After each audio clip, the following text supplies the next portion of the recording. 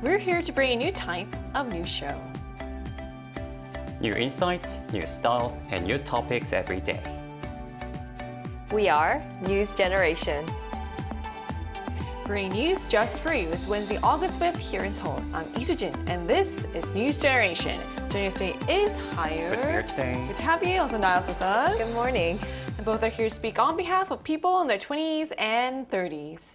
So we're now right in the middle of the work week, and with summer in full swing, many people are also entering what's known as diet season. So whether it's simply trying to fit into summer clothes or simply wanting to feel healthier, dieting is something many of us have experienced at some point, unfortunately. So now, have you ever tried dieting? What's your go-to method for when you want to lose weight or become healthier? I feel like I've tried many different types. I've had the shakes, jump roping, running, exercising, diet freezer meals, and just maybe skipping meals once in a while or intermittent fasting. But I think we want to talk about the fact that I did give birth and gained about 18 to 19 kilos, and slowly losing that, it was really just maintaining a healthy meal instead of just starving, having miyeokguk, which was a common thing for Korean girls to eat. So that was my staple go-to, having lots of miyok. That's a good tip for people who are pregnant, I guess, or are about to give birth. So what about you? Actually, I have a personal experience with weight loss. So when I was in high school, I lost about 30 kilograms. 30, so looking wow. back, I was always someone who really enjoyed food. And because I spent most of my time sitting and studying as a student, I naturally gained weight over time. But at the time, I was still happy and enjoying my life. So I didn't start this journey because I disliked myself. I simply wanted to build healthier habits and become a healthier version of myself. On a side note, you did look very happy. I just photos. I love that. And I am now as well. So that is a great reminder that the healthiest motivation often comes from taking care of yourself, not chasing someone else's definition of the perfect body. So we're going to talk more about this, but first, let's take a look at the screen.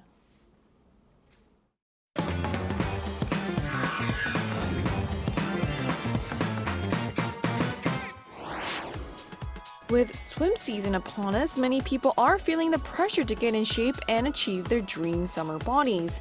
But these days, working out and dieting aren't the only options on the table.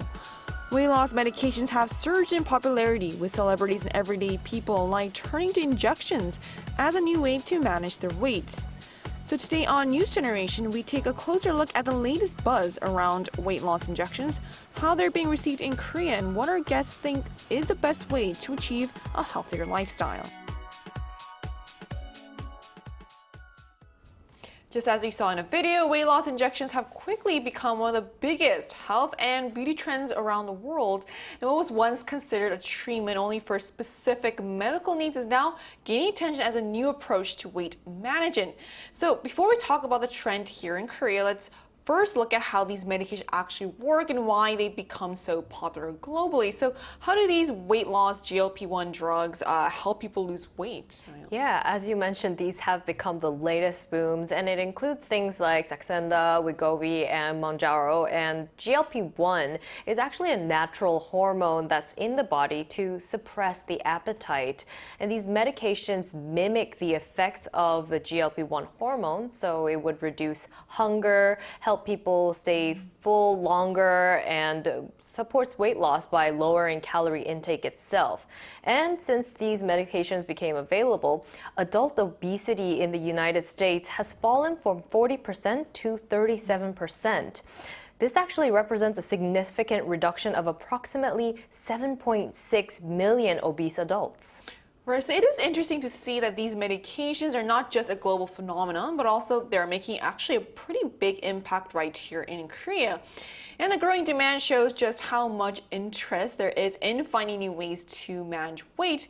And that growing interest can also be seen in the numbers, especially since these treatments became available in Korea. So how big has the weight loss drug market become right here at home? So in Korea, wegovy was introduced about 2 years ago, and it quickly became a huge topic among people interested in weight management. So in Korea, managing your weight has been connected to not only to health, but also to confidence and social image for a long time. So when these medications became available, they usually attracted a lot of attention, especially on social media. And that interest has continued to grow. Last year, Korea imported around $750 million worth of these types of medicines, which accounted for about 11% of all imported finished pharmaceuticals. And those numbers show that dieting is more than just a personal choice for many people. It's also connected to social expectations and beauty standards. In Korea, especially, maintaining that slim figure has often been associated with self-management and also confidence. So beyond the medication itself, it is worth looking at why people feel such strong pressure to lose weight. So why is dieting and losing weight such a major focus among Koreans? I mean, this preference for slim bodies, it exists in many countries, but specifically for Korea and for young women, they tend to place a particularly strong emphasis on being thin because many Korea's beauty icons were popular globally, like actors, K-pop idols, and influencers have very, very slim physiques, and this reinforces this ideal. And Korean society itself, as you mentioned, has been long looking at being slim as self-disciplinary and a form of good self-management. So it's more than just the appearance. And according to a survey of Koreans' attitudes towards dieting, it said 70% had attempted to lose weight within this past year, and 73% said dieting is a lifelong challenge. Very relatable. Yeah, I think I'm a part of that 73%. And reflecting this culture, 41% of respondents said that they'd be willing to use weight loss medications or injections to help them lose weight. I think those numbers are actually really true because I think when you mentioned in the beginning, you tried protein shakes, intermittent fasting, and I was like, I've done all of that too. All the fads, yes. So it seems the popularity of these treatments has created a new debate. So where do we draw the line between medical treatment and cosmetic weight loss? While they can be helpful for people who need them, concerns are growing over how they're being used. And that brings us to one of the biggest concerns surrounding these drugs, whether they're being used appropriately. So are weight loss injections being misused as diet shortcuts often these days, Hayun? So as Nadia mentioned, many young people today are influenced by celebrities, idols, and influencers. So social media often shows a certain body image as an ideal standard, and quite a lot of people actually really want to achieve that image. So because of that, GLP-1 medications have also raised concerns about misuse. Some people are starting to view these treatments almost like miracle diet solutions rather than medical treatments. There have been concerns that even people who don't medically need these medications are using them just for appearance. And because these drugs are not fully covered by insurance in Korea, there are also concerns about excessive prescriptions and illegal distribution.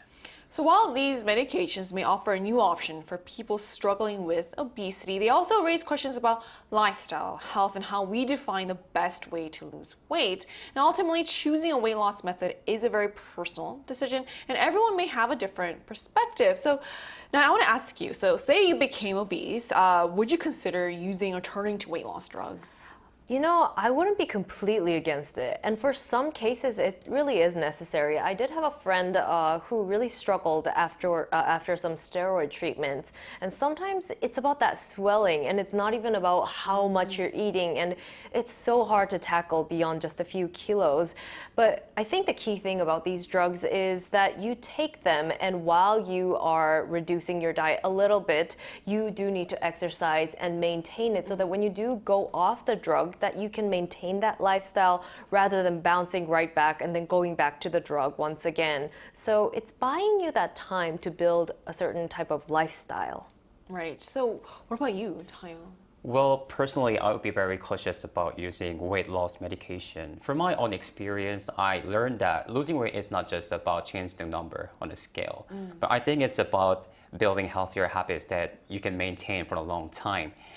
However, I do understand that these treatments can be really helpful for people who medically need them. I just think that it should be used as a medical solution, not simply as a shortcut for changing our appearance.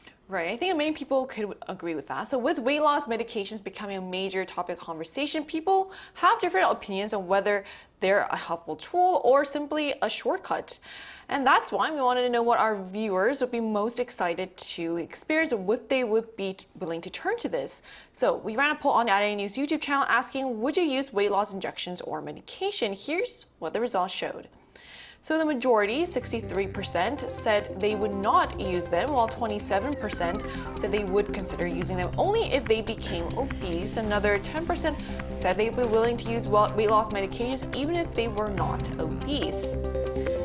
So these results show that while many people are still cautious about weight loss medication, there's still a growing openness toward using them as a potential tool, especially when it comes to treating obesity. So to learn more about the rise of weight loss medications and how people are approaching dieting in general today, we're going to hear from our guest living in the US right now about this, and that conversation will take place right after a break, so don't go anywhere.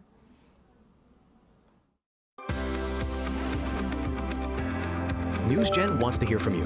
Go to YouTube and search out channel Arirang News. Click Posts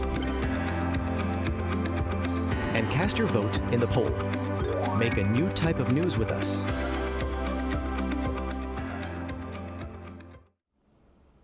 We're now joined by Youngbin, a doctoral student currently studying in the US who has first-hand experience using a doctor-recommended weight management treatment. So, hello Youngbin, thank you so much for connecting with us today. Hello all, thank you for having me today.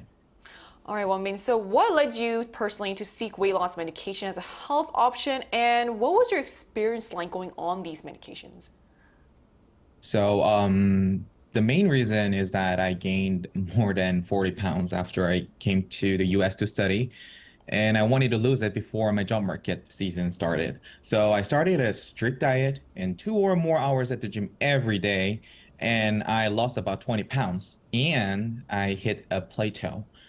Same diet, same gym routine, nothing moved for almost a month. That's when I decided to try medical help, which is GLP-1. About my experience with it, at the low dose, I didn't feel anything. So I thought it wasn't working, but then I noticed I was eating less without trying.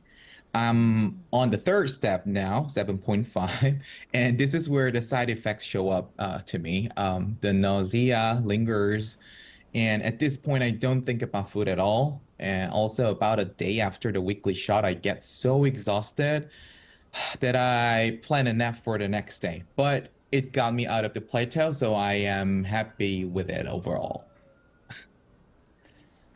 Thank you, Youngbin. So have you noticed more people around you in the US using weight loss medications? And have you seen any cases of misuse or overuse? It's pretty common to see people around me get a prescription, and I also see a lot of online ads for telemedicine prescriptions saying it is easy to get prescription online and they will deliver it to your door.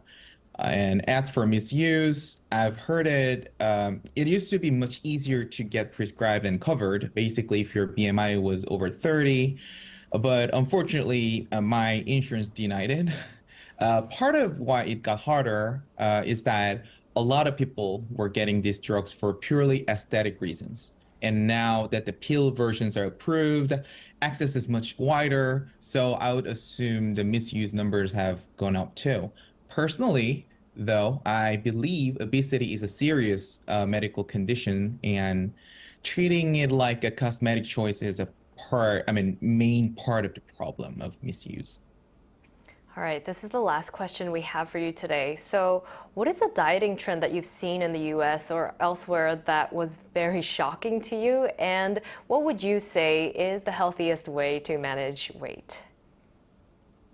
Well, the most surprising trend is how many protein products suddenly appeared.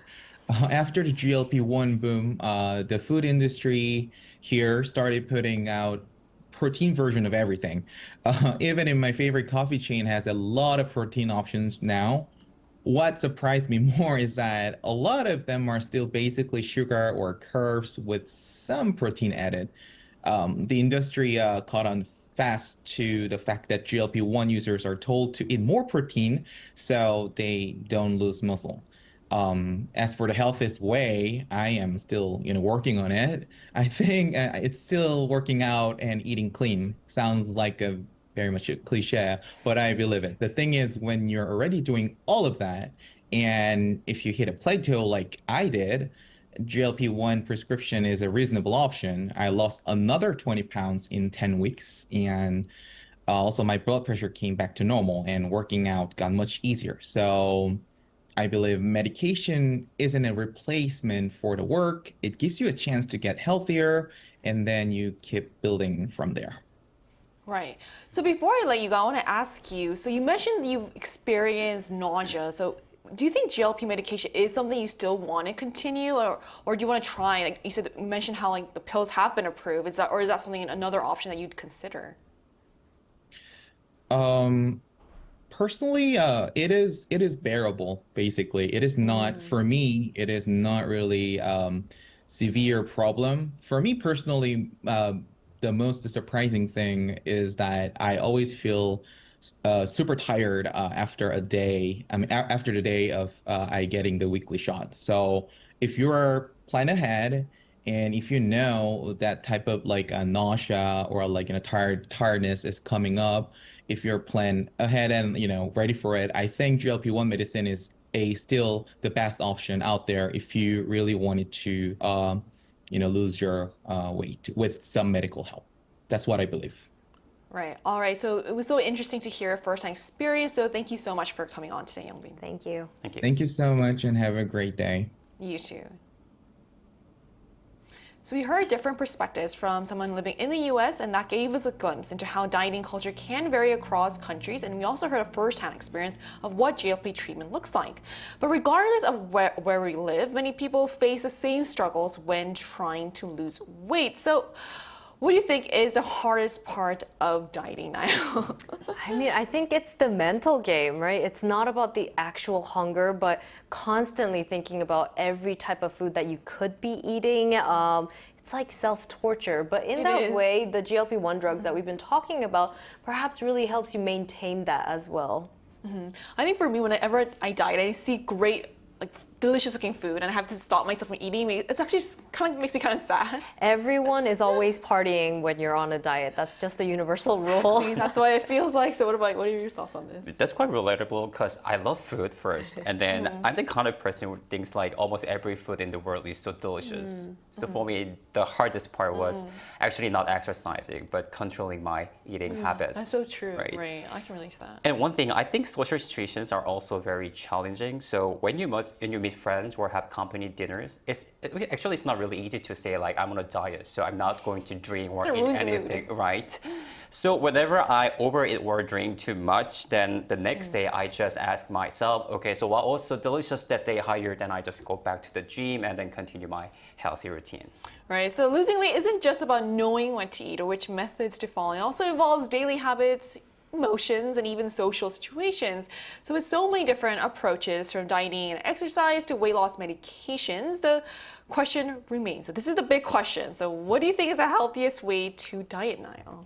So I think the key is maintenance. It's not about this quick thing that you can do, but what you can sustain. So I can seriously no longer starve myself. I need to be full. And that way you need to find a diet that actually fills you up. I've been trying keto recently, not to the fullest, but I'm really cutting down on carbs and trying to fill myself up with healthy protein, whether it be actual meat, animal meat, or healthy options like the one that Yongbin mentioned. So it fills me. I'm not as hungry, and therefore I won't go back and eat like crazy. So we'll see how long I can go for, but I'm really hoping to find something that I can healthily sustain, not to the extreme.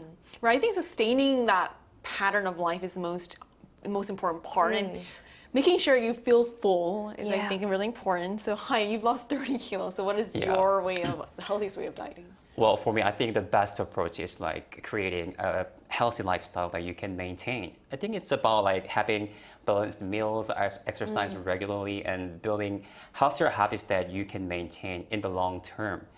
And before starting a diet, I think people should ask themselves one important question. Why do I want to lose weight? So for some people, weight management is necessary for their health, but for others, they may feel pressure because of unrealistic beauty standards in our society. So what I want to say is everyone has their own beauty, and the most important thing is taking care of yourself and feeling confident in who you are. Right.